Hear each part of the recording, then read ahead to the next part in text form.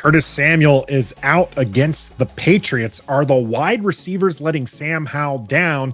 And what did Logan Paulson say about Chase Young? We've got that and more on your 3 November Daily Commanders update. Let's go.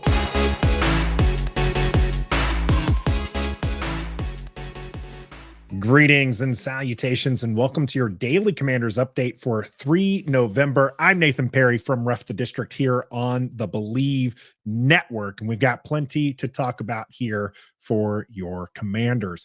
First up, we're going to talk about the fans' confidence level, as it seems still pretty high here. 69% of our fans are saying that Washington Commanders are going to roll away with a victory here.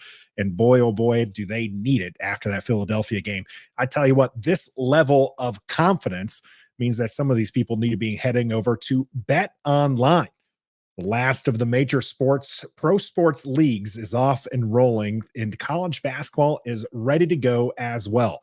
Bet Online remains your top spot for all your live betting action and contests. NFL, college football, UFC, and NHL are all in full swing.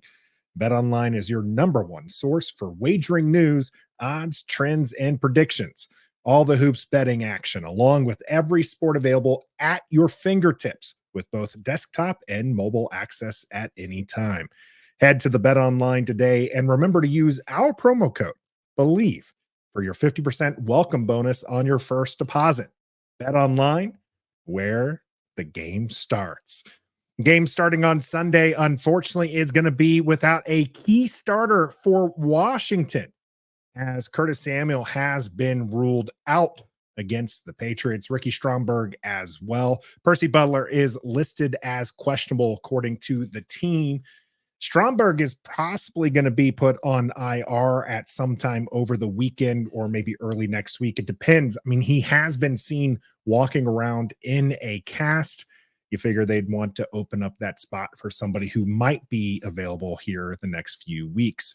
Curtis Samuel's injury, though, is going to continue the trend this week of the next man up. It started on Sunday with Chris Paul getting the start at left guard with Sadiq Charles being out. Of course, you also have Tyler Larson, who was in at center because they benched Nick Gates. So there we got next man up there. Then next man up on Tuesday is Casey Toohill and F.A. Obata are going to be getting the starting nods because both starting defensive ends were traded. Chase Young, Montez Sweat out of here. And now we have the next man up here with Curtis Samuel going to be out. Who is it going to be is the biggest question. Jamison Crowder had himself a good game on Sunday by all measures. Will he be able to repeat it, or is somebody else going to get there? Do we see Dyami Brown finally put it together? Are we going to see a little bit of Byron Pringle? I think those are probably your 3 names that you're going to be looking at. My guess is Jamison Crowder is going to continue seeing the ball a little bit more with Curtis Samuel. I just think that he does those little things that Curtis Samuel's been doing for the Eric Bieniemy offense, whereas Dyami Brown isn't quite as shifty. And Byron Pringle is more like Dyami Brown, where I think they're more of a vertical threat and not necessarily that short and mid-range threat that Jamison Crowder and Curtis Samuel can both be. So my money is going to be put on a little bit more Jamison Crowder. Now, I wouldn't be getting too excited if you're a fantasy nerd. We had that question come in. Should we start Jamison Crowder? I'm not going to really try to ruin your fantasy day, but I would tell you stay far, far away. Even though Jamison Crowder is in line to take those Curtis Samuel touches, you got to figure that Eric Bieniemy likes spreading the ball around, and maybe this actually does mean Terry McLaurin and Jahan Dotson see more targets. We saw Jahan Dotson have a very good game against the Eagles. Can he have back-to-back good games? My guess is he'll at least have the target share, and that will be very, very important. Also important on Sunday is Washington able to stop the New England offense. Now, the New England offense hasn't been particularly great, but one area that they have been exceedingly good in, according to Chris Russell's stats here, the Patriots are 100% perfect in goal-to-go situations this year on offense. That means as bad as their offense has been, they score a touchdown every time they get inside the 10. The NFL average, by the way, 69.69%. Rooster asking us to go ahead and make a joke with that. I'd say it's pretty nice. Washington's going to have to be really nice, though, on Sunday, not allowing New England into that 10-yard zone. Or is that another streak they're going to break? Washington known for breaking streaks.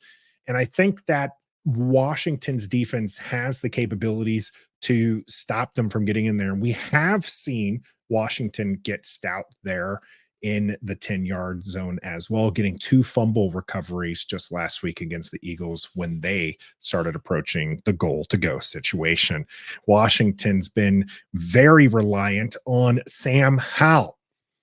Well, his wide receivers may just be letting him down. Sam Howell on this 2023 QB accuracy chart is listed at 15. I'll get more to that here in a little bit. From Joseph Hefner, this is the QB accuracy over expected. So this is how much more or less accurate that these QBs are being charted against their completion probability and their actual completion percentage. So Sam Howell in here throws a passable or catchable ball 73% of the time, but it's only being caught 67% of the time, putting him at a +6 percentage that he's throwing a completion, that should be throwing a completion. Our opponent, by the way, Mac Jones, similar numbers, 69% of actual completion rating and also that 73%. That's why he's going to be a little bit lower on the chart. But I find it very interesting. We've seen some crucial drops. Terry McLaurin had 2 just last week.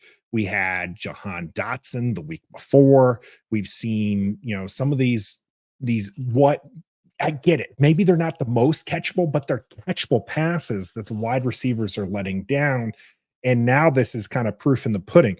I think more importantly, I get some of us, we're looking at the smell test and we're just kind of, does this person pass the eyeball test? And that's all fine and dandy. But as Josh Harris continues going and Shin comes in, he's looking at the analytics. You got to remember, these were the ones who really kind of stepped in and said, hey, trade Montez Sweat for a second because that's good value. And Chase Young, he's not meshing here. Get a third from him. If all that's coming from the analytics side, they're going to be looking at some of this analytics to say, okay, is Sam Howell the guy? Should we continue rolling with him?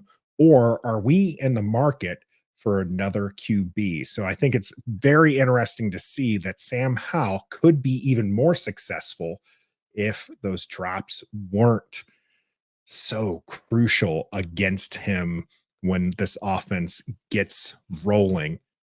Well, I know the trade deadline was on Tuesday, and finally the team was able to start talking about the Chase trade as things were finally made official with San Francisco. Jonathan Allen getting in there telling us, hey, it's just business. Next guy has to perform, and we're just going to get out there and do it. Seems to be a little fed up. Well, Logan Paulson also had a chance to talk with Grant Paulson from Danny and Grant on that situation as well. And Logan Paulson said this of the Commanders trading Chase Young to the 49ers. It just felt like the team and Chase were ready to move on from each other, and this was the result of that. When asked why Washington didn't get more for Chase Young, Logan answered, I just didn't think the market was there for him. I think that's very interesting. We kind of saw that in that kind of play pattern with Chase Young over the last week or so, where he might not have been putting in his all. We've seen the rift between him and Ron Rivera. We now might find out that there was a rift between him and the rest of his teammates as Chase Young wore out his welcome. I don't know so much about the teammates aspect. I can tell you Jack Del Rio and Ron Rivera are not going to miss Chase Young being here. I think they got very, very tired of answering questions about him, and they are probably very, very, very happy that he's gone. Chase Young now in San Francisco, and we are on our way to the New England Patriots.